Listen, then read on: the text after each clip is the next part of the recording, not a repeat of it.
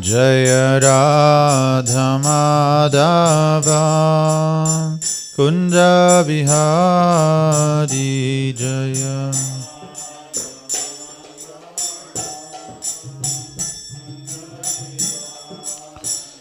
Jaya Gopi Janavalabha Girivaradari Jaya.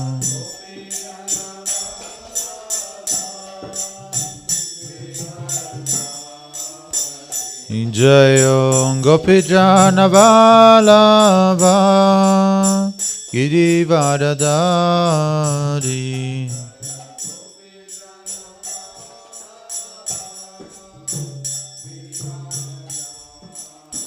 Yashodanandana Brajajana Ranjanam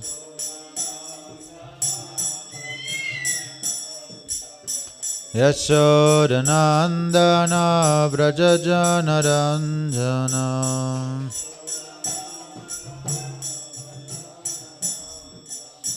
Yamunatira Vanacharim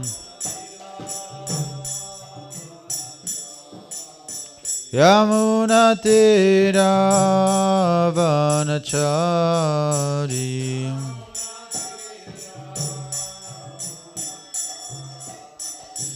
Jaya Radha Madhava Kunja Bihari Jaya Radha Madhava Kunja Bihari Jaya Radha Madhava Kunja Bihari Jaya Madhava Kunja Bihari Jaya Gopi Janavalabha Girivaradari Jaya.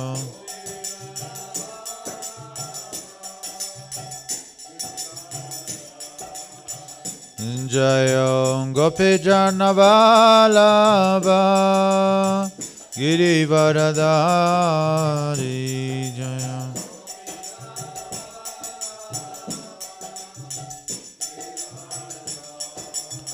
Yashodanandana Brajajana Ranjana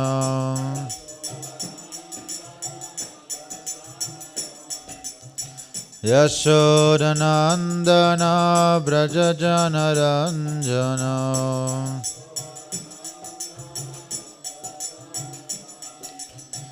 Yamunatira Vanachariyam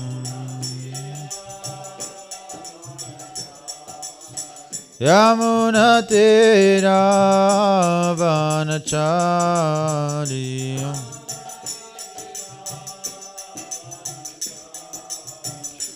Jaya Radha Madhava Kunja Bihari Jaya Radha.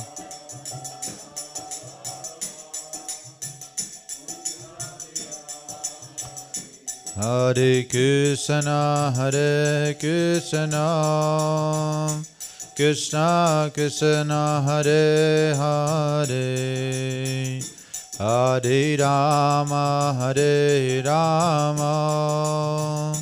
Rama Rama Hare Hare Hare Krishna Krishna Krishna Hare Hare Hare Rama Rama Rama Hare Hare Hare Krishna Krishna Krishna Hare Hare Hare Rama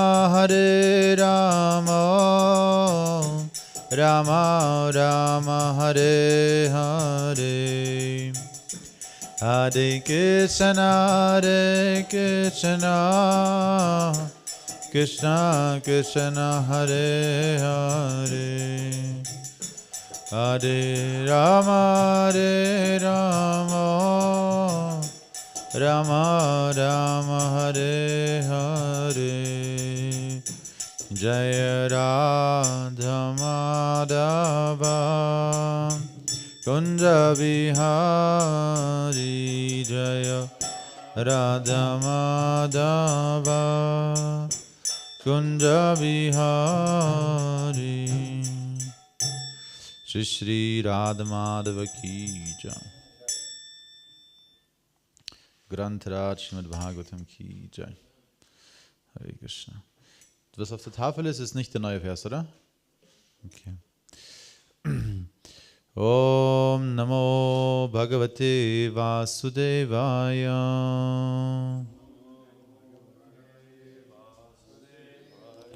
Om Namo Bhagavate Vasudevaya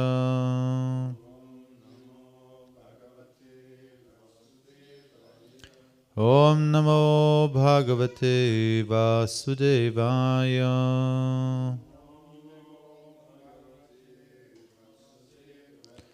Narayanam Namaskritya Naram Chaiva Narottamam Devim Saraswatim Vyasa Tato Jayamudhirayet.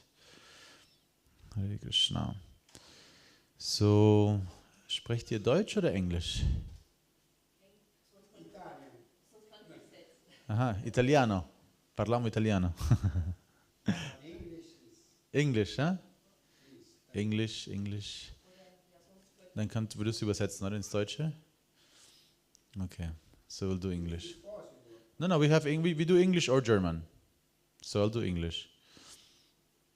So we're reading from the Srimad Bhagavatam, Canto 3, Chapter 29, Explanation of Devotional Service, Text 45.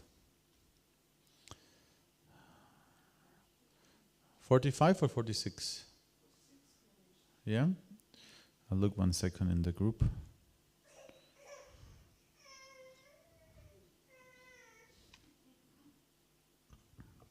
So you came from Italy? You're just passing by? Mm-hmm. Then you thought to come here, huh? Yes. Very nice. How long you will stay? Only today. So you slept here, huh? Yes. Oh, okay, nice. Okay, very good. It was a long time I desired for coming here. So it's the first time you come here? Yes. Ah, wow. Nice. So, Nrsimha Seva lecture plan.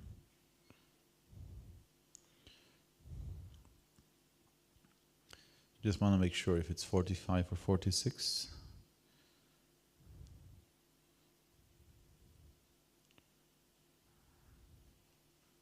One second. So today is even 30:31. Okay. Very good. Hare Krishna. So we're reading from the Srimad Bhagavatam, Canto 3, Chapter 30, Description by Lord Kapila of Adverse Fruitive Activities. Text number 1. Kapila vacha tasyasya jano nunam nayam veduru vikramam kalyamano pibalino vayuri vaganavalihi. So please repeat. Kapila vacha. Lord Kapila said, Tasya etasya, in this very time, factor, Janaha, person, Nunam, certainly, Na, not, Ayam, this, Veda, knows, Uru Vikramam, the great strength, Kalyamanaha, being carried off. Api, although. Balinaha, powerful. Vayoho, of the wind. Eva, like. Ghana, of clouds. Avalihi, a mass. Translation and purport by Srila Prabhupada Ki Jai. The personality of Godhead said, as a mass of clouds does not know the powerful influence of the wind, a person engaged in material consciousness does not know the powerful strength of the time factor by which he is being carried. One more time. The personality of Godhead said, as a mass of clouds does not know the powerful influence of the wind, a person engaged in material consciousness does not know the powerful strength of the time factor by which he is being carried. Purport. The great politician Pandita named Chanakya said that even one moment of time cannot be returned even if one is prepared to pay millions of dollars. One cannot calculate the amount of loss there is in wasting valuable time. Either materially or spiritually, one should be very alert in utilizing the time which he has been the time which he has at his disposal. A conditioned soul lives in a particular body for a fixed measurement of time, and it is recommended in the scriptures that within that small measurement of time, one has to finish Krishna consciousness and thus gain release from the influence of the time factor. But, unfortunately, those who are not in Krishna consciousness are carried away by the strong power of time without their knowledge, as clouds are carried by the wind. Om Agyana Timirandasya Gyananjana Shalakaya Chakshurum Militam Yena Tasmai Shri Gurave Namaha Sri Chaitanya Manobistam Stapitam Yena Bhutale Swayam Rupa Kadamayam Dadati Swapadantikam Vandeham Shri Guru Sriyuta Parakamalam Shri Gurum Vaishnavamscha Shri Rupam Sagrajatam Sahagana Ragunatam Vitam Tam Sajivam Sadvaitam Savadutam Parijana Sahitam Krishna Chaitanya Devam Shri Radha Krishna Padam Sahagana Lalita Shri Vishakam Vitamscha. He Krishna Karuna Sindhu Dinabandhu Jagatpate Gopesha Gopipakanta Radhakanta Namostute Jayatam Surato Pangor Mamamanda Amatergati Matsarvasva Padambujo Radhamadana Mohano Divyad Vrindaranya Kalpadru Mada Srimad Ratangara Simhasanasto Srimad Radha Srila Govinda Devo Prishtalivi Samimano Smarami Srimandra Sarasaram Vivam Sivatarastitaha Karsham Vino Swanari Gopir Gopinata Shri Estunaha Tapta Kanchana Gorangi Radhe Vrindavaneshwari Vrishabhano Sutta Devi Pranamami Hari Priye Jai Sri Krishna Chaitanya Prabhu Nityananda Sri Advaita Gadadhara Shivasari Gaura Bhakta Hare Krishna Krishna Krishna Hare Hare Hare Rama Rama Rama Hare Hare. So let's read again the verse. Kapilo vacha tasyai tasya jano nunam nayang veduro vikramam kalyamano pibalino vayuri vagana valahi. The personality of God had said, as a mass of clouds does not know the powerful influence of the wind, a person engaged in material consciousness does not know the powerful strength of the time factor by which he is being carried. Hare Krishna. So we're reading the third canto of the Srimad Bhagavatam, and the name of this chapter is Description by Lord Kapila of Adverse Fruitive Activities. Adverse fruitive activities. Basically activities that do not support our best interest. And among those activities, and among the, you could say, those difficult situations we encounter in this world, it's interesting that the time factor is the first thing mentioned. So the time factor is, you could say, one of the most interesting aspects of material existence. Generally, we could say that we can divide time into three sections. You know, we can divide time into the future, into the present, and into the past. So we have these three divisions of time. And we as individual entities, we are crossing, you know, this time. We're living in time space, you know, we live in a space and we are crossing through the space, living in the space. And while we're moving in the space, it takes time. You know, if you want to go from here to Berlin, it takes time. You know, even if you want to go from here to the toilet, it takes time. You know? So if you want to cross space, you have to spend time. And time and space are considered to be the two main factors that condition or make up material existence. Material existence is bound, conditioned, limited by time and space.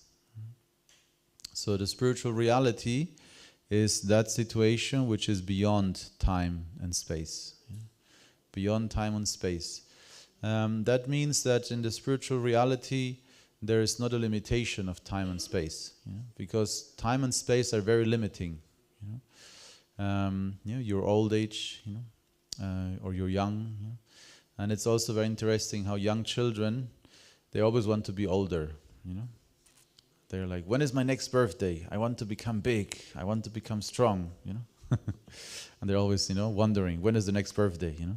They're anticipating their birthday very much. And then something strange happens, and people don't even want to tell you how old they are. So why? First we want to become older. We're looking forward to every birthday, but at one point the scale tips, you could say, and then we are ashamed of telling actually how old we are. We want to keep it a secret. It's almost impolite to ask how old you are. At a certain time, it's impolite. You shouldn't ask anymore because it's impolite. And if you want to be polite, or if you want to flatter somebody, you will tell them, that he looks much younger, or she looks much younger. So, because time is relative, in this world, when we're young, 1 year is our entire existence, in the beginning. 1 year, when you're 1 year old. When you're 2 years old, 1 year is 50% of your life. When you're 4 years old, 1 year is 25% of your life. And like this, as you become older, 1 year becomes less and less of one lifetime. So time starts going faster and faster. So time is relative. And it's also interesting that it is described that in the spiritual reality, Krishna is Kaishora. He's Kaishora. That means that he's ever youthful. Nava Yovanam. He's always youthful. He's never old. Prabhupada often describes how in the Bhagavad Gita, when Krishna was on the chariot with Arjuna, even he was over 100 years old. At the time of the Bhagavad Gita was spoken, he was very youthful and very beautiful, very attractive. So Krishna is Nava Jovana, Kaishora. Kaishora means he's a teenager, a young, vibrant, teenager. In the Nectar of Devotion is described how Krishna also goes through puberty, you could say. And Krishna is very attractive as a young boy, very beautiful. But then when he enters the Kaishora age, he gets a little bit beard, very light, and that makes him even more beautiful. But then it stops. He doesn't get like a full beard. The description is he just gets like a teenager. It's just a little bit. And then the gopis are talking about it. Did you see? Krishna's got a beard now, small beard. So this age, of the teenage, this is the ideal age. Before we reach that age, we want to reach there. And once we pass that age, we want to go back to that age. Then soon we're like, when you're 20, maybe you're still okay, but when you reach 30, 40, you start realizing, oh, it was nice to be young. So like that. So time, time is very, very powerful. And in the Bhagavad Gita, Krishna reveals himself as a time factor. In the Bhagavad Gita, Krishna is revealing his universal form to Arjuna. This gigantic universal form, where all the beasts of the water, of the land, of the air, are visible. All the demigods, the demons, all human species. He's seeing how all these different creatures, are going to the mouth of death. Everything is being destroyed. So very shocking. The Vishvarupa. Vishvarupa is the universal form of Krishna, as described in the Bhagavad Gita, lightning like 10,000 suns. Very powerful. And Arjuna was completely confused. He was trembling. He was shocked. Seeing this, devastating, ghastly destruction. Everything will be destroyed. Everybody has to die. All living entities. Everything is rushing into the mouth of death. So Arjuna asked, "Who are you? I thought you were my friend. I thought we were friends. We were sitting on the same bed. Eating together, making jokes. I was talking to you in a very light manner. Without respect." So he's actually asking for forgiveness. Please forgive me. I thought you were just my friend, but now I'm confused. Who are you? And then Krishna says, "Kalosmi." I am time. I am the time factor. I am time, the all-devouring time factor. Kalosmi. So Krishna is Kala Chakra. The wheel of time grinds everything.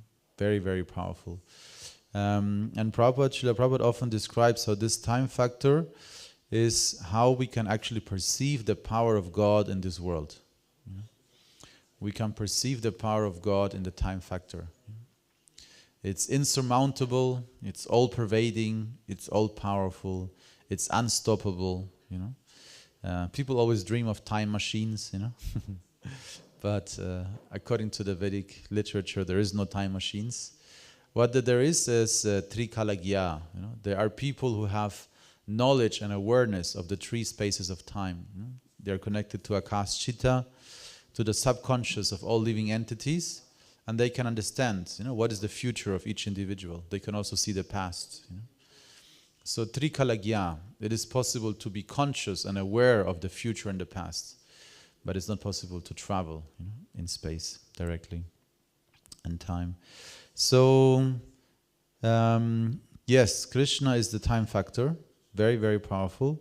And beyond Krishna being the time factor within matter, basically it says that within matter, the presence of God is directly felt as the time factor. So this is also very powerful, because Srila Prabhupada very often speaks about how actually it should be very easy to remember Krishna.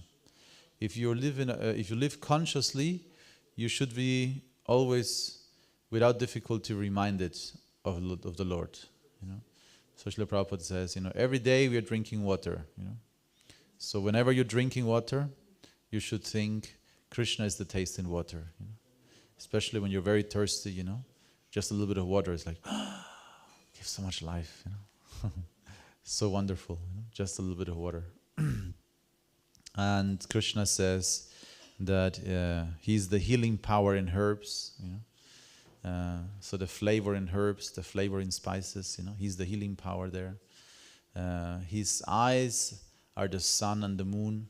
So every day we see the sun, or the moon, or the light of the sun and the moon. So all of this are described in the 10th chapter of the Bhagavad Gita. And all of this can help us remember Krishna. But one more item is, of course, the time. We're always looking at the time. So it's Krishna, It's Krishna looking at you. Tick, tick, tick, tick, tick, tick, tick. Time is passing. You cannot stop it. So yes, Krishna is the time factor. Singadi Bhagwan ki jai. So the time factor is also mentioned that it manifests for the atheists as death. Jai. So it manifests for the atheists as death. Yeah? It says, for those who do not understand, like here it is described, no? Those who are engaged in material consciousness, basically those who are unaware of spiritual reality, those who are ignorant of their true spiritual nature, they do not know the powerful strength of the time factor. They're not conscious that it's constantly actually carrying them. They don't realize that that actually is the force of the Supreme. And it is said that those who do not surrender, those who do not make an endeavor to understand transcendental knowledge, the moment of death is a very powerful moment. So it says that as the time factor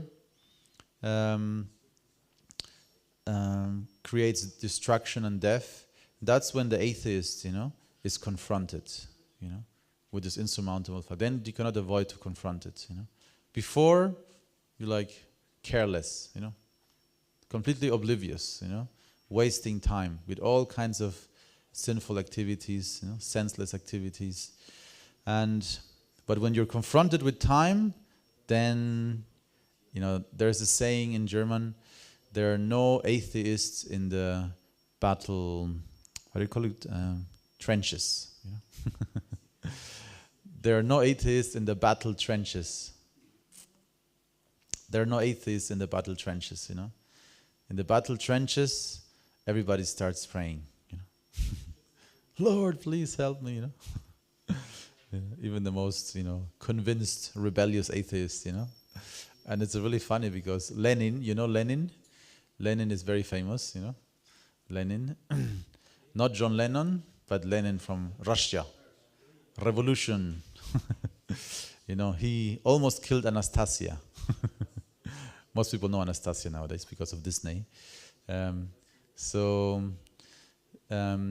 He killed, he made the Russian Revolution. They rebelled against the royal families, the bourgeoisie, those who had the wealth.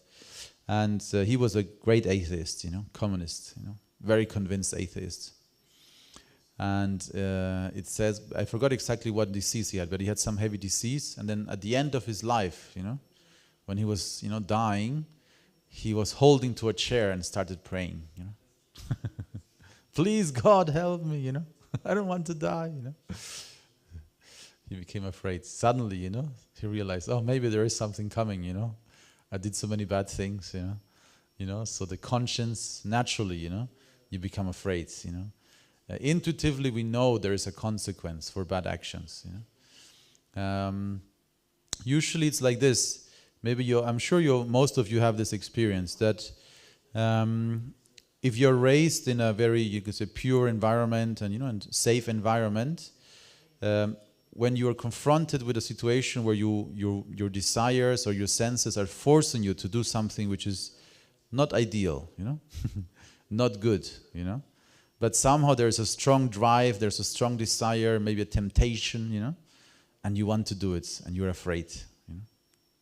So some people say you are afraid because you're conditioned, to believe that, But in reality, it's conscience, it's the super soul in the heart, The conscience tells you don't do it, But if the temptation is strong enough, you do it, And every time you override this natural barrier, it becomes more and more weak, And then you can just do it without, thinking twice about it, Many people, I remember when I heard about people who are learning agriculture in Germany, part of the training is they have to kill a chicken. They have to kill a chicken. So it's part of the training. You want to be a farmer, you have to kill chicken. So, and everybody This is the most difficult part for all the students, you know. Because if you have never killed an animal, there's a very strong resistance, you know, to kill an animal. You know? And once you killed an animal, then again and again, then you become more and more blunt, you know. Then you don't feel it anymore, you know.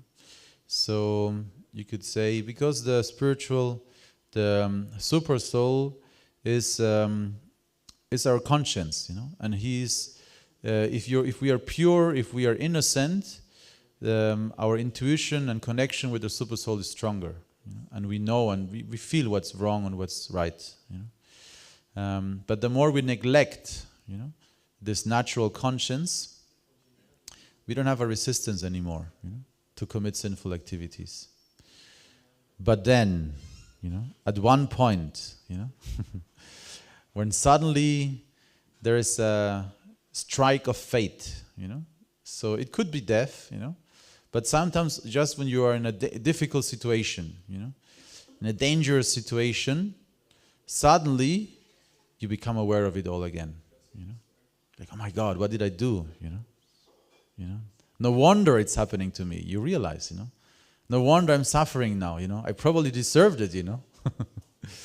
So it's very interesting. And death is such a powerful, you know, reminder, you know, it's very sobering, you know. Death is very sobering, you know. Sobering means it makes you very clear. Suddenly you think very clear, you realize, you know. Generally when you become older, but latest when you're reaching, you know, when you're on your deathbed, that's when you repent, you know. Oh, what, I should have done this differently, you know. And this person, you know, I never said sorry. Oh no, you know. So like that death, you know, when you realize that it's coming to an end, the time factor becomes, you know, unavoidable. You know? You thought you were independent of it, but latest when you're approaching death, it becomes very clear you're completely under the control of time, you know, and you cannot escape it, you know. And Prabhu always makes jokes, you know, how then the people ask the doctor, "Doctor, please, give me one more year, you know. Please, I have so many plans I still need to finish, you know. I cannot go now, you know. No, I still am waiting for the Bitcoin to rise, you know." Or something, you know. You know, it's like you become, you know, you beg and try to get some extra time, you know? But also doctor cannot help you, you know. So it's, you know, for most people, you know, a death sentence is the most terrible, brutal thing, you know. There's a big campaign, you know, to abolish the death sentence for crime also, you know. You know, it's considered to be uncivilized, you know. To give a death sentence, you know, like if there's this maps of the world, you know, which countries still have death sentence, you know. They are in red color, you know. And the countries that do not have death sentence, they are in green color, you know. They're nice countries. And the bad countries, they have red, they're death sentence, you know. Dangerous countries, you know. You just do something stupid and you can be killed, you know. People are very afraid. And interestingly, Srila Prabhupada says that the death sentence is good, you know. So it's a little bit contrary to our general perception, you know. And why is it good? Of course, it shouldn't be, you know, like there are some places where you can be killed for just saying your opinion, you know. That's of course, you know, not proportional. But if you kill somebody, you know, karmically, you deserve to die, you know. So if a just government and a just ruler or a justice system, you know, sentence you to death, then you eliminate this karma already, you know. You killed somebody, this karma is pending, you know. You will be killed at one point, you know. So if by law's enforcement you are killed, you know, then this karma is gone, you know. Then in next life you can continue without this karma. You know? You know, if you kill somebody, you know, you don't get a death sentence. Next life, karma will reach up and give you the death sentence. You cannot escape your death sentence. So, and this is the whole point, because the fear of death is very prominent if you are ignorant, you know. about the time factor. We think in time as limited segments. So we don't understand that time is eternal. Time has no beginning and has no end. This is the definition of eternity. There is no beginning and no end. But we, in the material condition situation, we tend to think of time as segments. Oh, he's born. Oh, he's gone. That's it. But that's not the reality. That's only a segment. A very small portion of the eternal existence of each individual. So the more we become conscious of this eternal reality, of the soul, like Krishna tells Arjuna in the Bhagavad Gita, just before the battlefield, so many people were going to die, and Arjuna was very confused. He did not want to fight. He was very hesitant, out of moral considerations, about social upheaval, when the society is unbalanced and too many men die, there's less protection in society, unwanted progeny that might arise. But Krishna told Arjuna something that was beyond this, material moral consideration. And he told him, don't worry, only the, how does it go? Nasati, Nadatobabu, no, I forgot the mantra. But Krishna tells Arjuna that those who are, they said, Arjuna, you are speaking wise words. You're speaking like a pandit, very moral, very, the first chapter of Bhagavad Gita, Arjuna is making his argument why he doesn't want to fight. And then Arjuna realizes he's completely confused and tells Krishna, please, shishyaste tvam trapani, please, I'm your disciple, instruct me. And then Arjuna says, Krishna says to Arjuna that somebody who's wise does not lament neither for the living nor the dead. And then he says, why? Why that? Because Krishna says, me, you, and all the kings who are assembled here, they have always been there in the past. We have come together now here, and in the future also they never shall cease to exist. So it's a material consideration to think, oh, I will kill them. How bad. If it's a just fight, if it's under just means. In the Bhagavad Gita also, ahimsa or non-violence is hailed, as one of the principles of religion. Also in the Mahabharata, it says, ahimsa paro dharmo. The highest form of dharma is non-violence. But nonetheless, one should not, you could say, be naive, about violence. Violence occurs. This world is a violent place. A beautiful meadow with flowers in the springtime looks so beautiful and peaceful, but in reality, there's a battlefield going on. Ants against beetles. Wasps against bees, and hornets against everybody, and so it's a battle. It's a fight for survival. So it's not a peaceful place. It's naive to think that peace is possible in this world. There always will be aggressors, and because there are aggressors, we need protectors. And that's the idea of a kshatriya. A kshatriya is a protector. He's not an aggressor.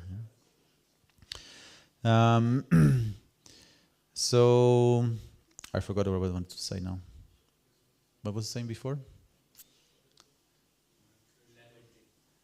Lamenting, yes. So, Arjuna was confused. Arjuna was thinking that it's very bad to kill these people. It's very bad to kill in general. Better I should just go to the forest and meditate. But surprisingly, like if you think you're going to read a spiritual book, and you start, and you never read Bhagavad Gita, and then you read, and, Arjuna is saying such nice, he's true, Probably Krishna now is going to tell him, yes, Arjuna, let's go to the forest, I'll teach you how to meditate and do yoga. But surprisingly, Krishna says, no, you have to fight. It's shocking actually, and people are confused also. They think that we are promoting violence, or the Bhagavad Gita is promoting violence. But the Bhagavad Gita is not promoting violence, it's promoting or it's discouraging escapism, It's discouraging to escape your duties, It's discouraging you to escape from what is your calling, Because that's what we tend to do. We tend to give up, We tend to escape, When something becomes difficult, that there's a challenge, oh, I can do it, I'm going,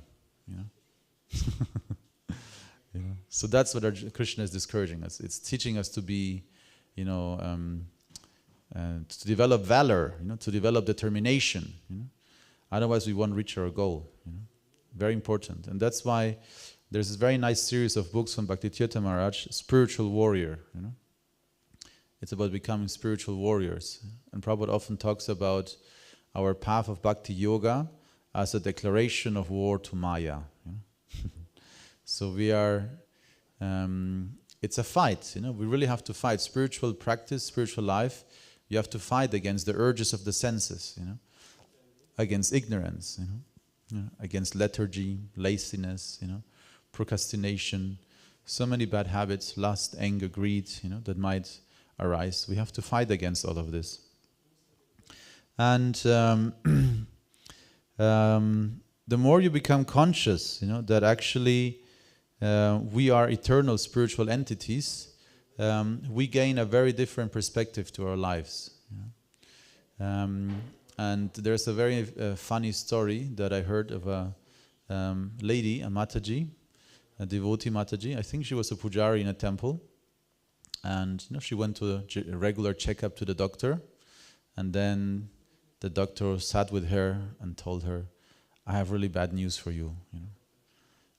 I have to tell you, you will die. And then the Mataji took the hands of the doctor and said, I also have bad news for you. You will also die. So this is, when somebody has, spiritual vision, she was not shocked, She was, the body will die, but the Atma, my soul will not die, So she was completely sober, and the doctor was shocked, The doctor realized he will die. He had forgotten he will die, So this is, you could say, a very practical example of somebody who has understood, that there's actually no fear of death for somebody who is taking shelter in Krishna, or who has understood at least the spiritual nature of the self.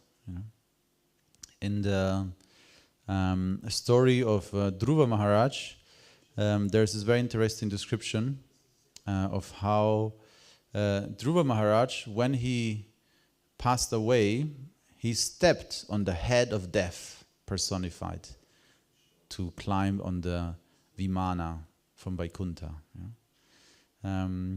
So I don't know exactly if it's like an allegorical description, but the point that Prabhupada then makes in the purport is that somebody who was taking shelter of Krishna, there's no fear of death. Why? Because death fears Krishna. And we the mantra we sing here, especially in this temple, is Om Ugram Viram Mahavishnum Jalantam Sarvato Mukham Nrisingham Visanam Badram Mrityor Mrityum Namamyaham. So Nrisimhadev is the death of death. So the Lord is beyond death, and death personified, is afraid of Krishna. In other words, and the way Prabhupada describes it also in this purpose in the 4th canto is that for a devotee, death is a step, to transcendence. For everybody else, death is very scary, very uncertain, very confusing. People are literally traumatized, when they experience, somebody was very close to them and they die. And they have all this attachment, all these items, that surround them, all these places that remind you of the person you have lost.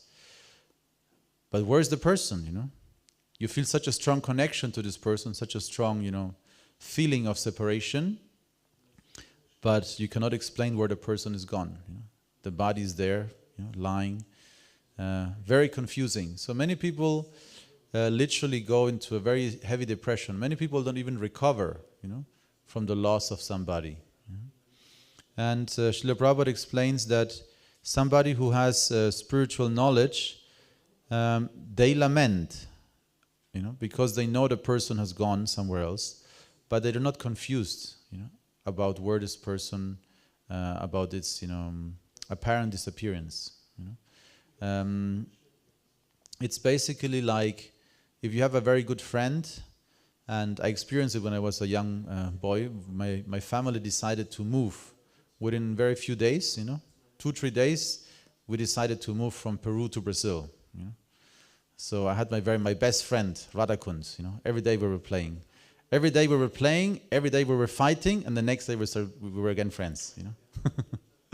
So we were very good friends, and then we had to say goodbye, and it was very, very, very painful. I remember, But I knew he's in Peru, and he knew I was in Brazil. So, we knew we could meet again at one point. But if suddenly I had disappeared, then he would be confused. Where is he? So it's like that. If you have spiritual knowledge, you understand. So this person has a certain destination. And we can also influence it, and award blessings to accompany somebody's journey. So generally, when somebody passes away, we put Ganges water and tulasi on their mouth. We put kirtan. We accompany the person with kirtan as they're passing away. So we have a very good idea that their destination will be better than their current destination. We also know that from the Shastra that somebody who has even once only tasted prasadam will have for sure a human form.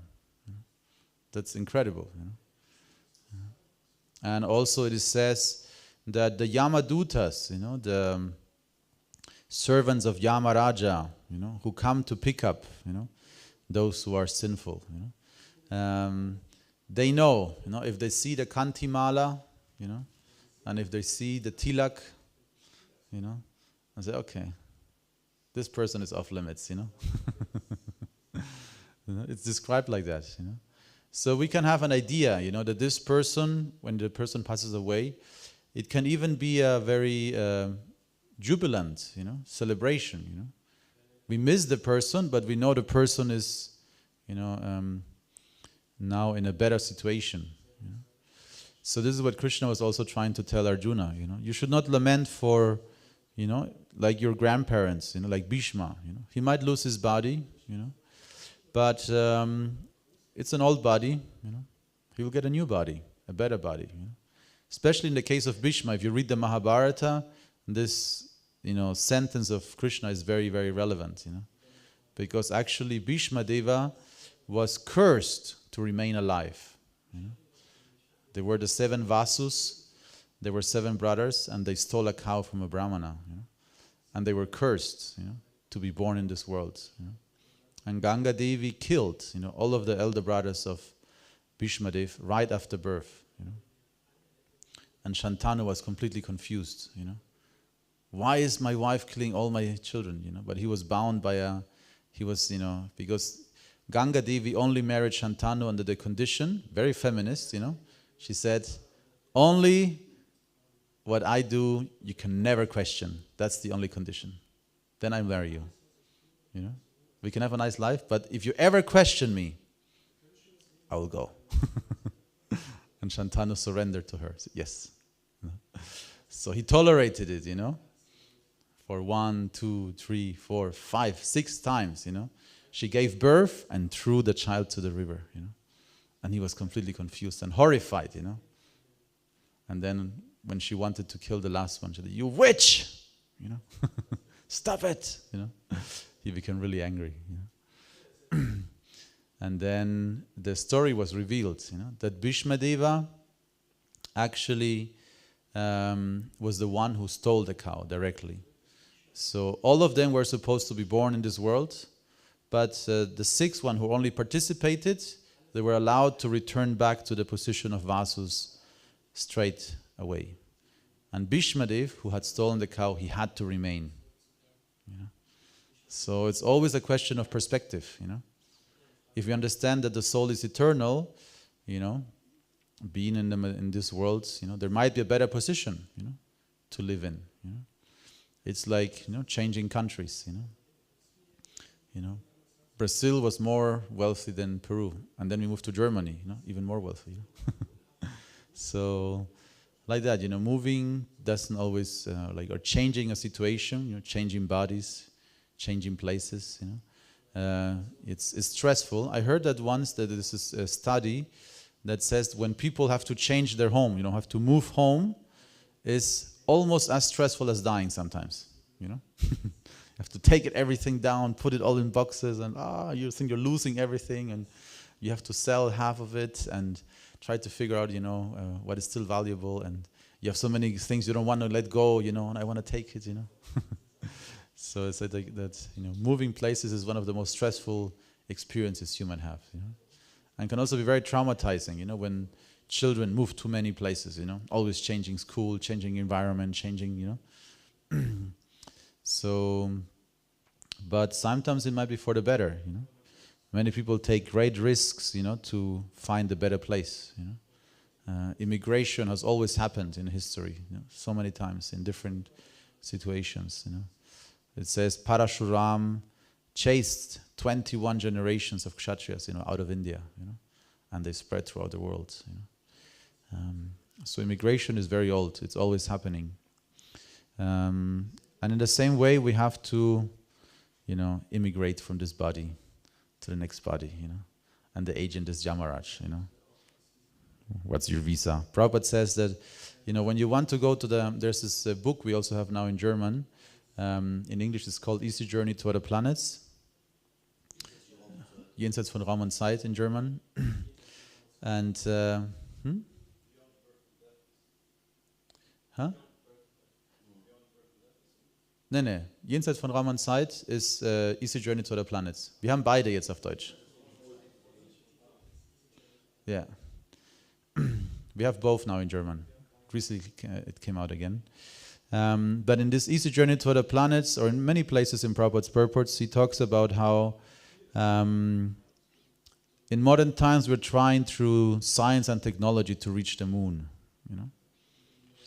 But just as when you go to America or Europe, you need a visa, you know. You have no visa, nowadays you can even board the plane, you know. If you don't have your visa, they will not let you even board the plane, you know. You need an ETA, electronic travel authorization. You don't have it. So, in a similar way, Srila Prabhupada says that if you want to travel to a different planetary system, you have to qualify yourself. You know, there are karmic qualifications, you know, that award you the possibility to go to a certain planet. You know? And it is described that, for example, if you want to become qualified to become the ruler of the sun planet, you know, Surya Dev, you know, currently Surya is Vivasvan. I think we're in Vivasvatamano, yeah. Vivasvan, you know, is the current name of the sun god. But it is possible that Vivasvan, the position, can be occupied by a normal entity, you know? Like you and me. You only have to remain celibate for 300 lives. 300 lives celibacy, and then you get the visa, promotion, sun god. So it is possible to travel, you know, in this universe to different places. It's all by qualification, you know. It's not by chance. Nothing is by chance. Also very important. Sometimes we think everything is by chance, but nothing is by chance. You know, everything has a reason. Every action has a consequence. You know, it's all connected. You know, nothing that is done, nothing that occurs in existence is forgotten or lost. You know, everything is recorded. Everything leaves a trace. You know, and nowadays with social media we are becoming aware of it you know. Because in social media, now we are, you could say externally, recording our lives, Good morning, making selfies and, TikToks and, all kinds of stories, we are sharing, And maybe you write a very nasty comment, somewhere, You have a bad day and you comment something stupid somewhere. And then 10 years later, you want to become a politician, and then they're like, hey, wait. 10 years ago, you said this, You're disqualified. It's happening all the time nowadays, that your social media history catches up with you, Something you said, or did or wrote, then it's held against you at one point, But in a similar way, anything we have done is recorded it's called the Akash Chitta. Chitta is the consciousness, mind, intelligence, and false ego. It's all our desires, feelings, emotions, intelligence, attachments, identifications. And the Akash Chitta is you could say, connected subconscious of all living entities. And it's all recorded there. And it says the palmists, and those who are Trikalagya, they have access, and they can see everything you have done in the past, and they can see the consequences for the future as well. And if you're really intelligent, you might even see because there's free will as well. But generally, we are very predictable. Our free will is very limited. We're very predictable. What we will do. If you're born in a certain place, you probably will speak this language. By a certain age, you will finish school, and then the company that you have there will lead you to start going to parties and start performing some sinful activities, and so it's like that. So you can be very predictable. It's not a big mystery actually. Anybody who has intelligence can predict something. Sometimes people who are very simple,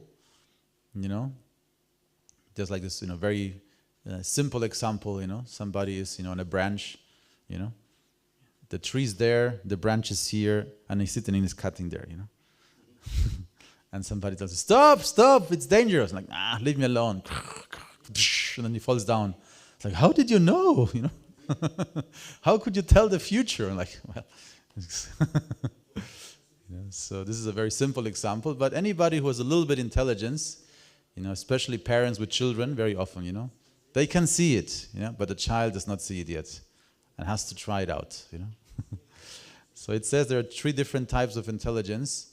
The ideal type of intelligence is we learn by observing and hearing, You observe, you hear, you understand, Then the second best intelligence is, you hear, you feel, you make a mistake, oh, okay, it's true, and then you don't do it anymore.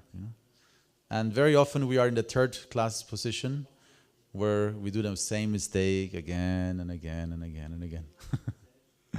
So, but at least we should be humble enough to acknowledge, that there is information. People have done it before, seen it before, and they're warning us.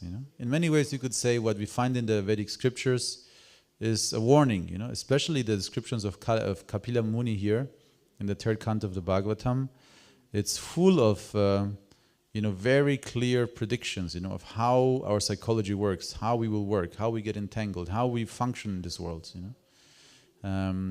It's a very clear, you could say, roadmap. It's helping us. If you understand where you're lost, you can also find your way out. Okay, so we have another 10 minutes. So I'll shortly talk about Jayadeva Goswami, and we will sing one song, and then maybe there are some questions. So today is the disappearance day of Jayadeva Goswami. Jayadeva Goswami, one of the most famous, Vaishnava poets. Jayadeva Goswami, he was born in India in the 12th century, and For us, it's very relevant because Chaitanya Mahaprabhu he really liked very much hearing, especially the Gita Govinda of Jayadeva Goswami. So, and also Jayadeva Goswami is credited for writing the Dashavatara Stotram. And in this Dashavatara Stotram, he enumerates the 10 main incarnations of Vishnu. And in that list, there is also Buddha, listed, as an incarnation, as the 9th incarnation, Buddha. And this is, of course, this has tradition in the Bhagavatam. Also, we find Buddha, mentioned, because some people try to make a division and say Buddhism is, against, or is something separate religion, because historically Buddha came to, in a certain time, rejected the authority of the Vedas to establish fundamental principles of moral, and non-violence, to protect the animals. But according to the Bhagavatam, we recognize Buddha as an incarnation of Vishnu. And Jayadeva Goswami was one of the main acharyas, that, after the ancient era, you could say, revived this idea, very strongly amongst the Vaishnavas, that Buddha is not a reformer or somebody who's against the Vedas. Externally, it might be, philosophically for a reason, but in reality, he came with a higher purpose and is an incarnation of Krishna. So that's very interesting. And Jayadeva Goswami is credited to be one of the, in the Middle Ages of India, he, created this unity again, and started promoting very strongly the unity between Buddhism and Hinduism. And also in previous times in Mathura, if you go nowadays to Mathura, it's sometimes difficult to imagine how this ancient city might have looked like, because it was destroyed and rebuilt so many times. But there are some museums, around the world, and also in India. In Berlin, there's a famous museum where there are many statues from Mathura, and they're very beautiful statues of Sankarsana, of Vasudeva, of Bodhisattva and Buddha, because at that time it was very much connected. And there's, of course, Theravada Buddhism. Theravada Buddhism is basically moral atheism. But other forms of Buddhism are very much devotional as well. And Srila Prabhupada talks a little bit about it also, the Nectar of Devotion, that technically worshipping Buddha is not, you cannot develop devotion to Vishnu by worshipping Buddha within the Buddhist tradition. But at the same time, like a few paragraphs later, then he says, but still, if you worship Buddha, you have a benefit, because it is a form of Vishnu. So this is very interesting. And Jayadeva Goswami, let me see how he summarized it, but well, the main thing is that actually it is said that Jayadeva Goswami, he wrote this Gita Govinda, this very famous poem, in Navadvipa. He actually wrote this song in Navadvipa, and Chaitanya Mahaprabhu appeared to him. So Chaitanya Mahaprabhu appeared, of course, in the 14th, 15th century, and Jayadeva Goswami in the 12th century. But according to the traditional accountings, is that Chaitanya Mahaprabhu appeared to Jayadeva Goswami before and inspired him to write the text that he himself would later enjoy hearing. In another description, it says that Chaitanya Mahaprabhu manifested himself already in the form of the poems of Jayadeva Goswami. The poems of Jayadeva Goswami, you could say, encapsulate the mood of Chaitanya Mahaprabhu. And later on, when he appeared, he enjoyed hearing those narrations very much. But of course, Srila Prabhupada always warns us that this very intense, and very personal descriptions of, of man, of separation, viraha, are not for the public display or conversation. It's to be discussed only among qualified people. And Chaitanya Mahaprabhu also only discussed it with Swarup Damodar, with Madhava, maybe Govinda, very small circle. He would hear this. He would not give public lectures about it, because it can also be easily misunderstood. It can be easily misunderstood. But one very relevant, you could say, siddhanta or conclusion that we can derive from Gita Govinda and from the teachings of Jayadeva Goswami is that we are Radha Bhaktas. Radharani is supreme. And there's a very famous story because Jayadeva Goswami actually came to Jagannath Puri and he married a dancer there. One of the Devidasis who was dancing for Lord Jagannath.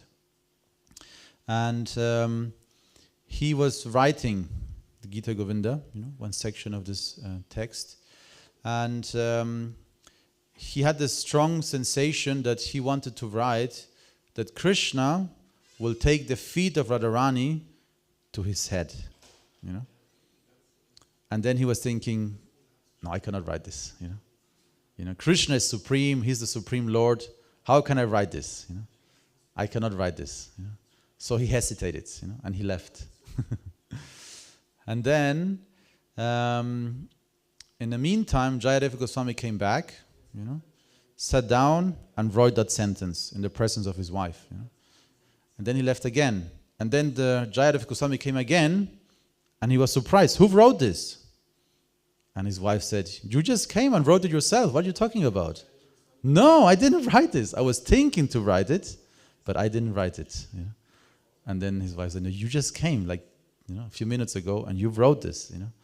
And then they realized, okay, Krishna, it says Krishna, the idea is Krishna took the form of Jayadeva Goswami and confirmed it. Yes, I take the lotus feet of Radharani on my head.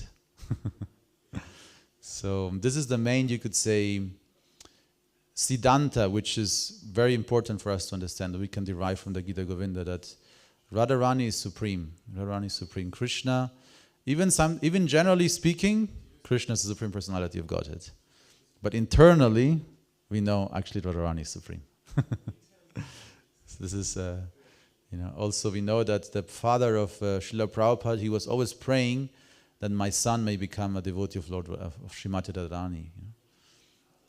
Gormohan was not praying, may Abhay Charan become, a devotee of Krishna. No, may he become a devotee of Radharani. Very interesting. So this for sure is the main, you could say, siddhanta we can derive.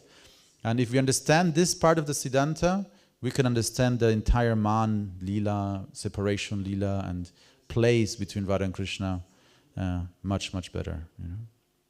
Otherwise we might get confused. One last interesting thing about this is that of the Jayadeva Goswami, he started this tradition of singing Gita Govinda in Jagannath Puri. And until now, this tradition is still going on. 800 years later, every evening for the evening arati, the Gita Govinda is sung and danced, in traditional Odissi. And he was the one who introduced it. His wife was a dancer. So this tradition of Odissi is very much linked to our tradition of bhakti. And if you ever have, researched a little bit, Odissi dancers and Odissi tradition, and it's very beautiful. There's one very famous dancer, I forgot his name, when you see this dance, they put the deity of Jagannath, and it's an amazing expression of love to the deity, to Krishna. Very, very powerful, very devotional, and directly linked, to our tradition as well. Okay, I'll stop here. It's already 9, so I think maybe there's some short question. Otherwise, I just want to shortly sing just 2 lines of Jayadeva Goswami. No questions? Okay, then we'll sing. Most of you know this. Is Hey Govinda, Hey Gopal, Keshava Madhava, Dina Dayal. Very famous line. This is a song. 2 lines were written by Jayadeva Goswami. So we'll sing it a few times, and then we'll go take prasadam.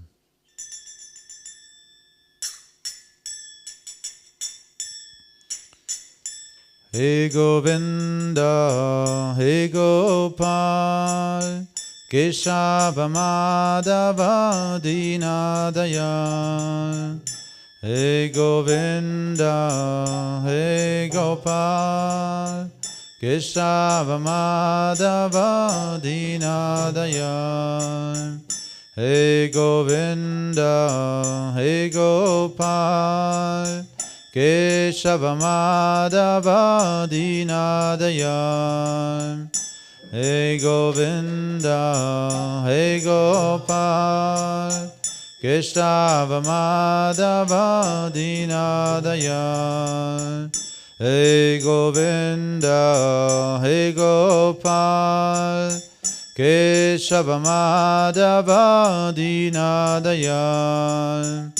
Hey Govinda, hey Gopal, Keshava Madhava Dinadayal. Dinadayal Prabhu, Dinadayal, Dinadayal Prabhu, Dinadayal, Dinadayal Prabhu, Dinadayal, Dinadayal Prabhu, Dinadayal. Hey Govinda, hey Gopal, Keshava Madhava Dinadayal.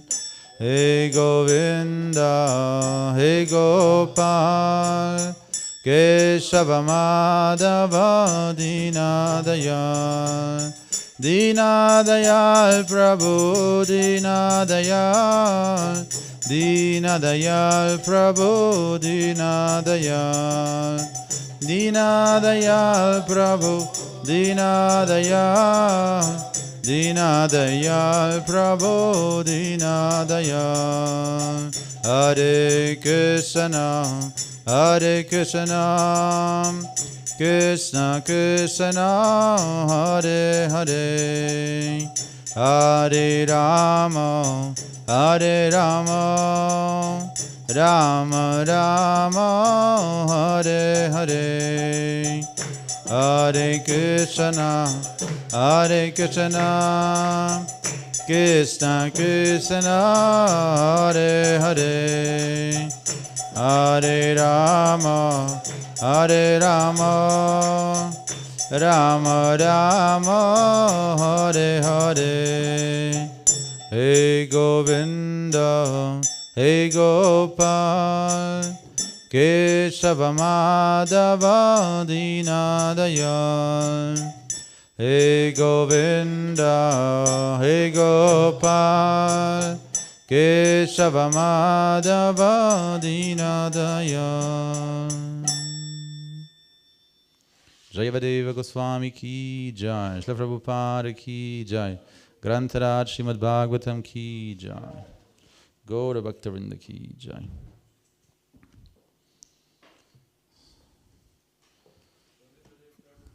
Thank you.